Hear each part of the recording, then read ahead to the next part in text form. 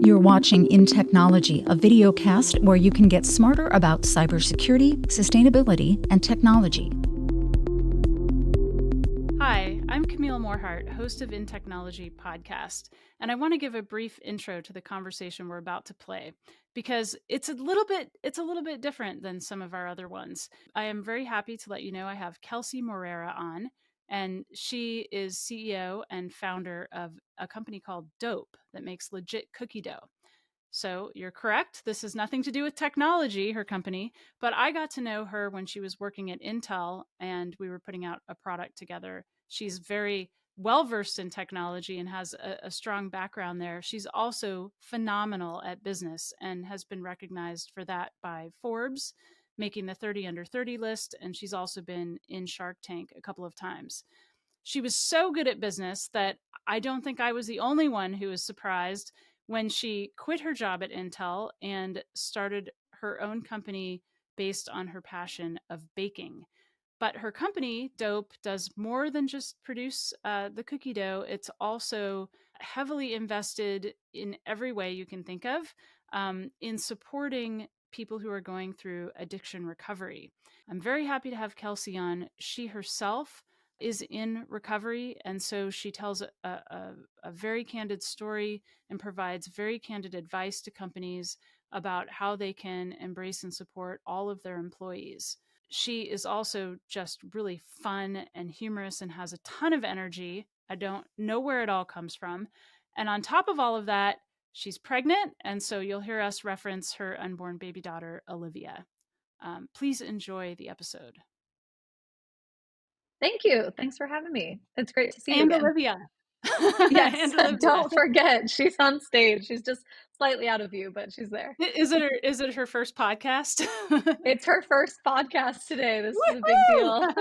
deal. You did it. It's awesome. All right. Kelsey, for anybody who doesn't know, is a serious star.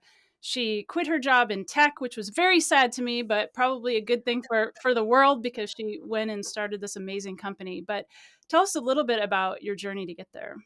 It's funny because it really all starts with Intel back in the day. Getting this chance to go work at Intel, I was just 16 years old when I started.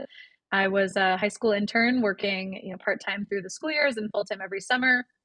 It was an amazing opportunity that turned into a 10-year career at Intel from just such a young age. So what was an awesome opportunity to learn from amazing leaders, much like yourself, getting to work in your group there towards the end of my time at Intel. It was also really hard on my mental health. And I was struggling from a pretty early age with seeing my achievements and like what I was doing in the world as my self-worth and a way that I could get some attention. My parents are going through a divorce when I was 6 years old. And I feel like I saw the joy I could bring to them when I was doing good, and those connections got really strong. And so when I would get even a B on a test in school, I was in hysterics. I just could barely take it. So fast forward to any performance review where there was even the most minute sense of feedback, and I was distraught, like I had failed. So I was really, really hard on myself. And for me, when I first found alcohol, I was 14 years old the first time I drank. And I drank till I blacked out the very first time. And I had this, like, for the first time ever, sense like I was everybody else. Like I didn't have to be on, and I was just carefree and relaxed and the life of the party Kelsey that could just, yeah, pretend like I was like everybody else and didn't have all this weight on me. So it started a pretty unhealthy drinking career over the years. I was able to mask it with this amazing career, growing at Intel, great grades. I was something like 21 credits my first semester in college, got straight A's, and I was, blacking out probably like 5 nights a week and still working at Intel part-time. So I was really able to mask it and still have this kind of like party life Kelsey that was going on in my personal life, but be all on at work all the time. And so no one really knew, the struggles I was going through behind the scenes. But in 2015, I made the amazing decision to finally get sober. I was on a business trip with Intel in Barcelona, and just had the last hurrah, if you will, the last night, and woke up that morning like, I never want to feel like this again. I'm so tired of apologizing for things I barely remember doing, and I want to make a change. So I got sober, and that opened up like the whole world to me, like got me to figure out who I am and what I love to do. And that is eat and make desserts in large part. So that's really where it all started and formed into, where I am today with Doughp. So who was the first person you called? Yeah, I called my Nana first. So she was 21 years sober when she passed away.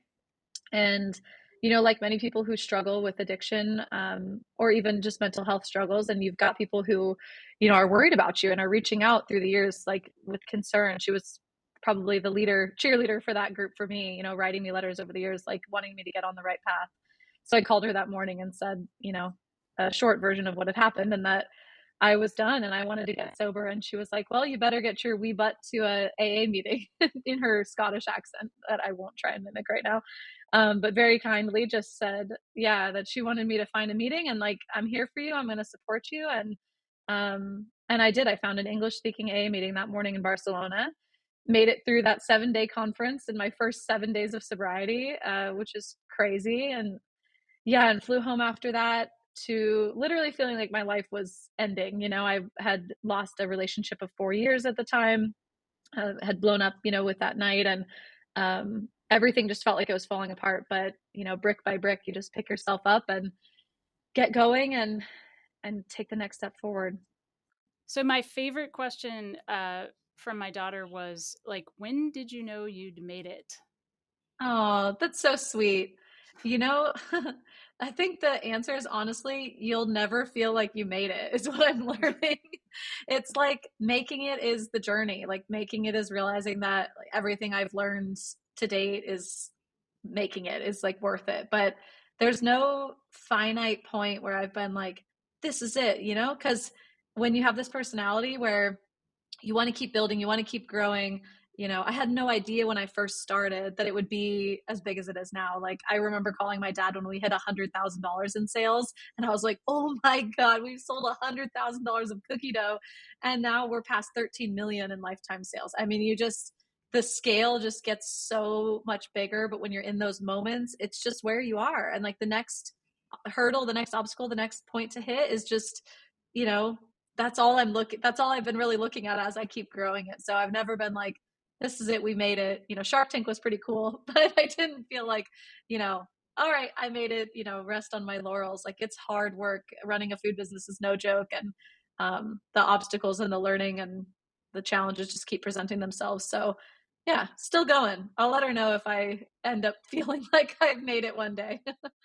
Did you ever have a moment where you were like having to decide on sort of your morals or your conscience or your ethics or your, code or whatever it is, as opposed to some other kind of bigger step or offer or? Mm. Yeah, I mean, I've had some less than enjoyable experiences fundraising, where you have to be like, this is inappropriate and, this is not someone I want to take funding from, and be okay with walking away from, what would have been an amazing, like life-changing access to capital, and, know that your morals and standards are more important than that. So there's been a little bit of that. I'd say, in the business world, one thing we've really had to stick with is like the decision for us with Doughp for Hope and how important the mission was going to be for the company. It's really easy for businesses to say, things have gotten too hard. Like, we haven't been profitable for the last 3 years. Like, we've got to cut costs. Like, we need to cut the mission. And for me, it's just been like, absolutely not. Like, no chance are we letting that go. Not even willing to entertain changing it. Like, the amount that we donate, 1% of all of our sales.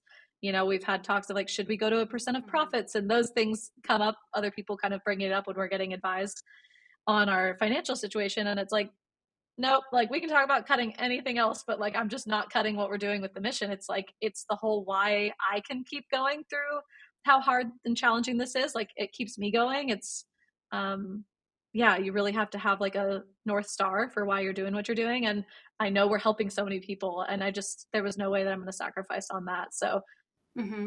So tell us a little bit more about Doughp for Hope. yeah, so 2017, I was, newly into business, maybe 6 months in, and we were getting our first, I can't really call this one a storefront because it was a kiosk, but it was like a physical space, and we would no longer have to pack for events out of my apartment. So I was very excited.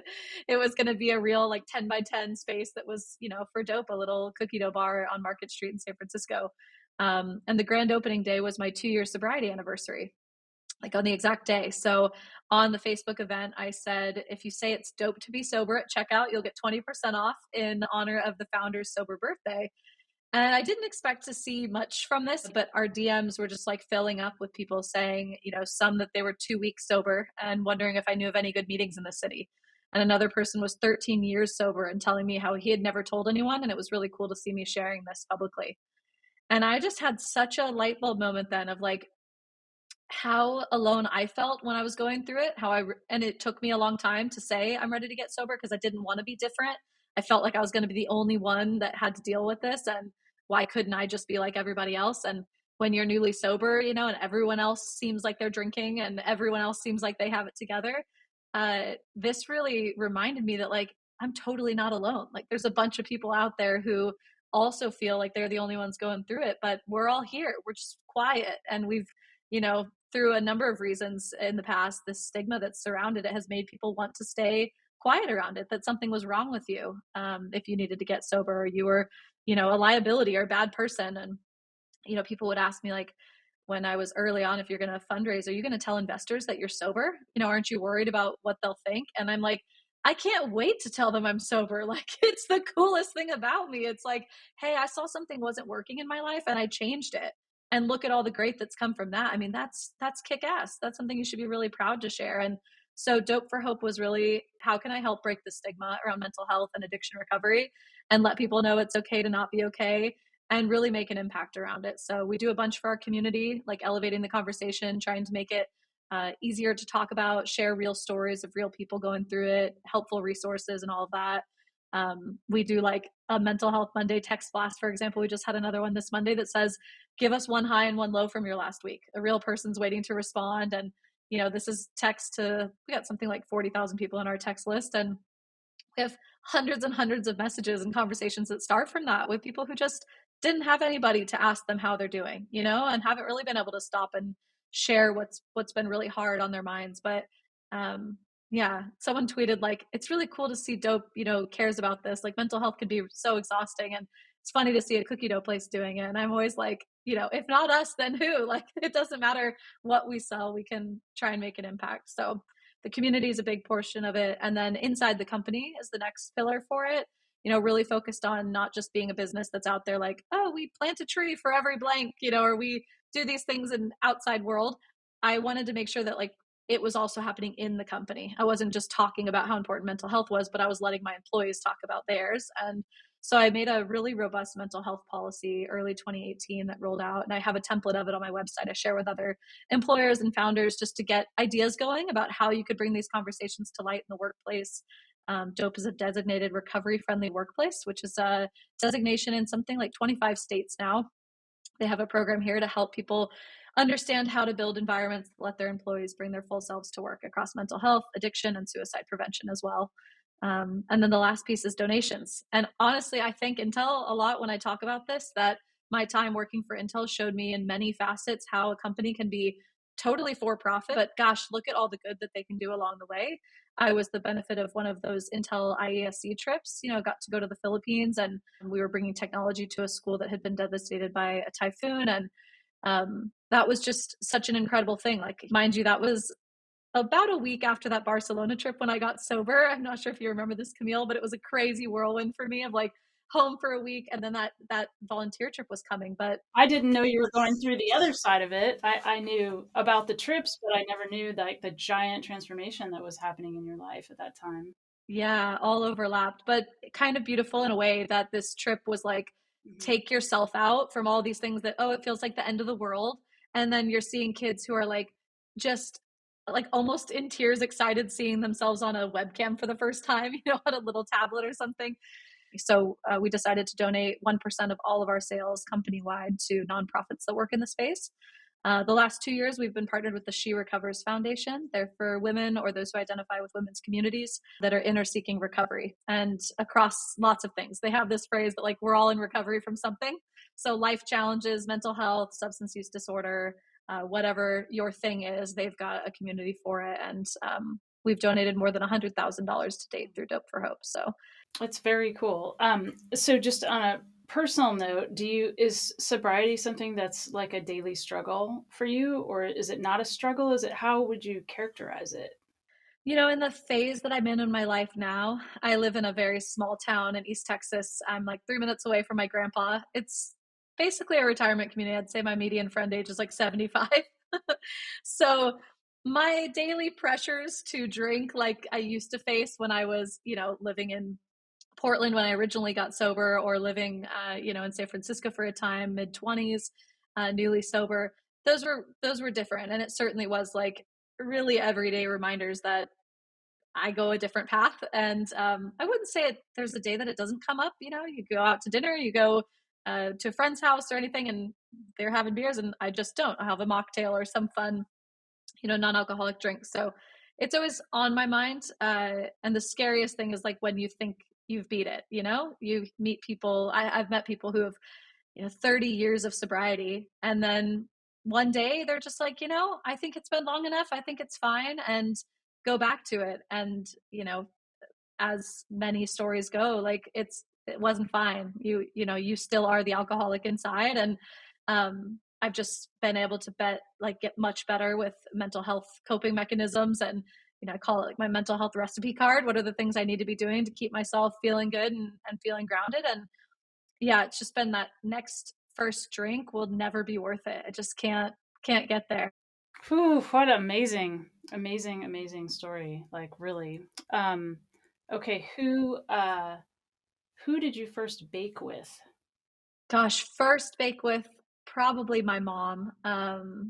My mom she's a really great cook, but also loved to bake. And this is poignant for Doughp, because one of the things she would do with me after the divorce, like when I'd be going back to her house, she had this cookbook called like the Great Cookie Cookbook, and it was like 100 cookie recipes. And so she'd be like, you can pick any recipe in here and we'll make it together, this next week or whatever. So lots of baking with her, but then tons of baking with my Nana over the years. When I was young, and then after getting sober, like I have some really great memories. She passed when I was 1 year sober, so just after I'd hit a year. So she got to see Monster Baby Bakery when I was doing the baked goods, bringing stuff into the office at Intel, and enough folks like you saying, hey, could you make something for my kid's birthday? I had a business pre-Doughp, to do this at-home bakery. So she got to see that, which was really awesome. Mm-hmm. And so whose recipe is Ride or Die? That's your original recipe, right? Yeah, the classic. Ride or Die, and the base recipe for that is what I've used for every flavor I've made since, being able to adjust for what I want to create. It really was like an on accident creation. So when I was moved down to San Francisco, it was maybe 6 to 8 months sober or so. I got a new job inside of Intel to go down to the Santa Clara office. And like many people who transplant to the Bay Area, I tried being a vegan. I thought like you needed to do that to get, initiated into the city. So in my attempt to be a vegan, which I totally failed at, if you just ate some dope, there's butter in it, I did find a really great substitute for raw eggs. And so I was using this flaxseed substitute, but starting to bake with butter again. And so my cookie recipe that I'd been making, probably for the last year or so since getting sober at that time, I'd kind of stuck with this one chocolate chip cookie recipe.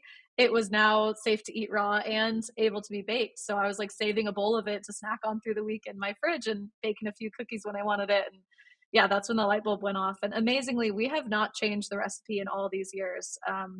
The only thing was like reducing the salt a little bit. When you scale up a recipe to these large sizes, you often have to make quite a few changes, but the only thing we did was reduce the salt a little from my homemade version of it. And that's it. It's the same Ride or Die for all these years, which is awesome.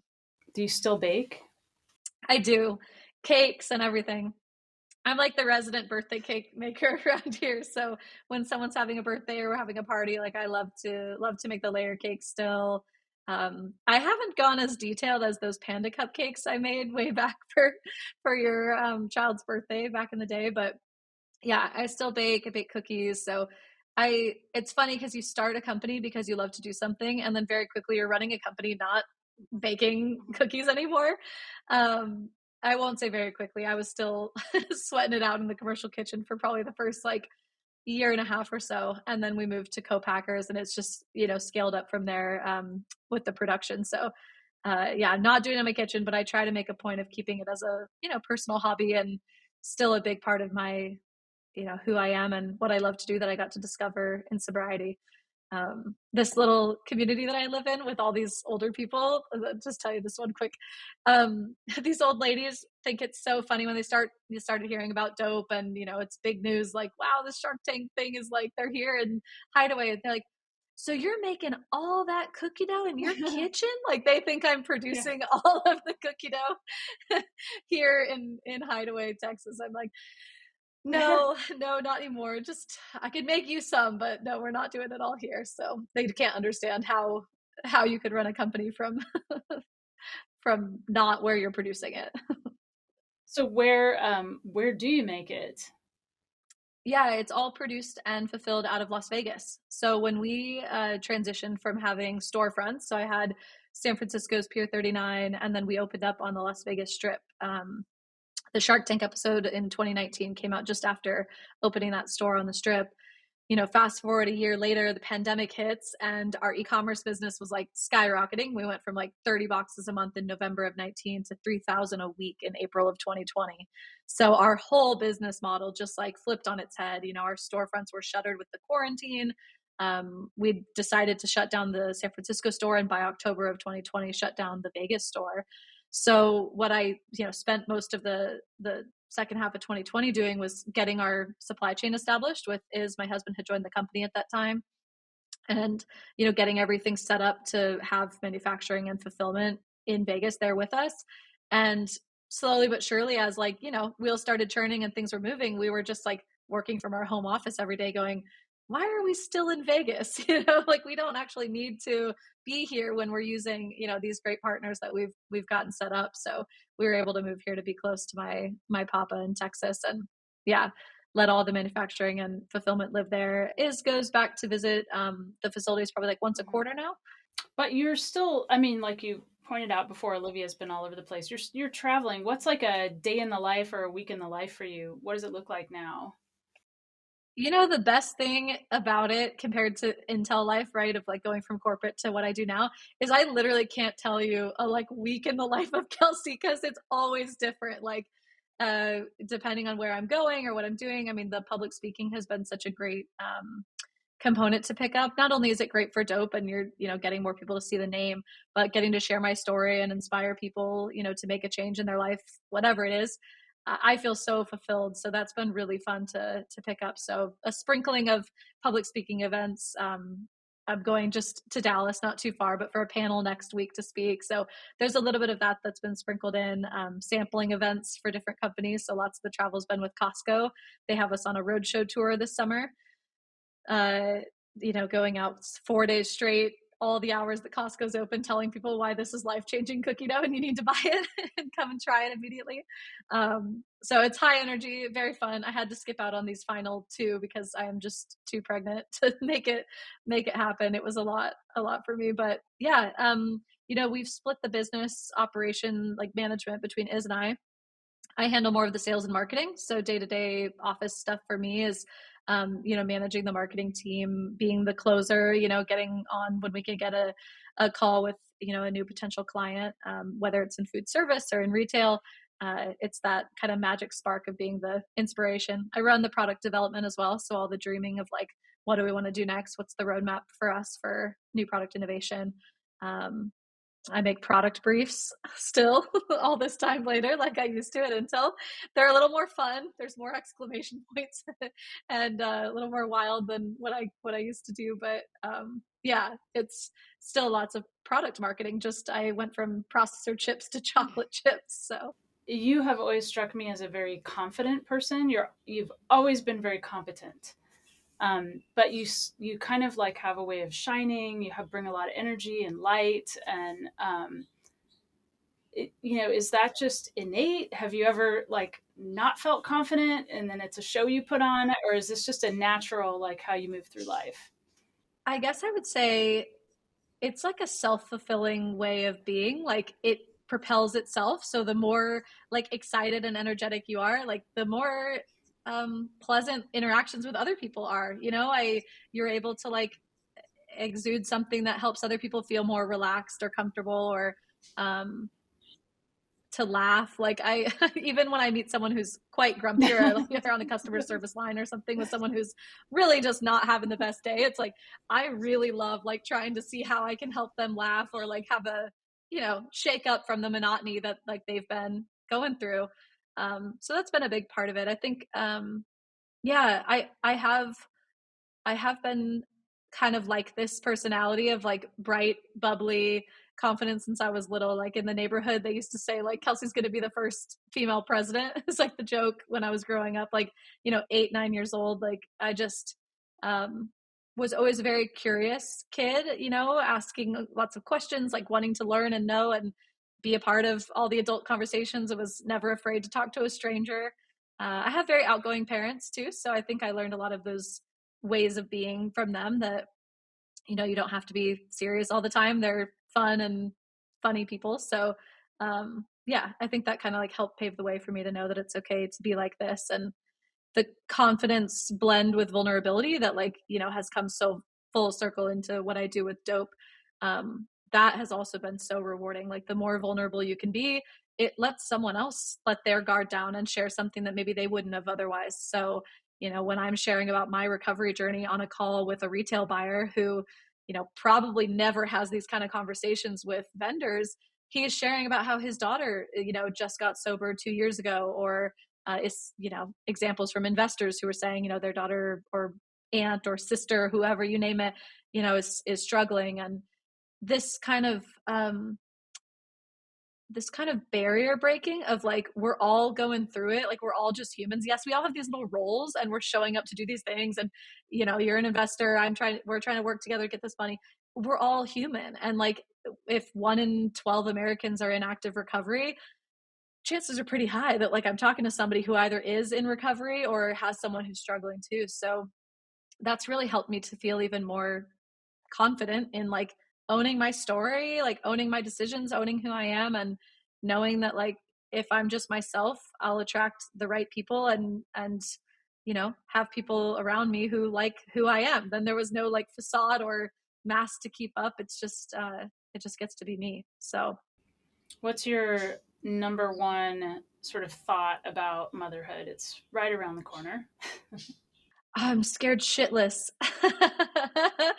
Yeah, no, it's right around the corner. But this last year, as we started to get a little bit more stabilized and, we made it through the pandemic, we started to grow the retail channel, like things were feeling a little more secure. And this like biological clock just started ticking of saying like, you need to be a mom. You've got to do this. So I'm really excited. It's so fun. It's interesting to see how this little thing, big decision, but little thing can so drastically change how you view what's important in the world. There's just no question of like, we're gonna make this work, and figuring out how to, make my workload and what we need to do with Doughp work so that I can still, care and spend time for and bond with our child. So yeah, I'm very excited is all I can say about it. We'll see what happens. It's going to be the wildest adventure yet, but I think I've got some good training with stress levels at Doughp, overwhelm, and running the company with my husband too. I think it's a lot more than some parents have when they first go into parenthood. We've certainly, been through some challenges together and learned how to communicate well. So I'm excited. It's really, really cool. Congratulations, actually, on everything. Thank you. Thank you. Business baby and the real baby. And sobriety and all the rest of it, coming into yourself and like growing up into such an amazing human. You've always been an amazing human, and like it's just really cool to see how cool you are, and everything that you're doing to help other people. So thank you, Kelsey Moreira, CEO and founder of Doughp, Legit Cookie Dough, and so much more. Doughp for Hope. Thanks for joining today on the podcast. Never miss an episode of InTechnology by following us here on YouTube or wherever you get your audio podcasts. The views and opinions expressed are those of the guests and author and do not necessarily reflect the official policy or position of Intel Corporation.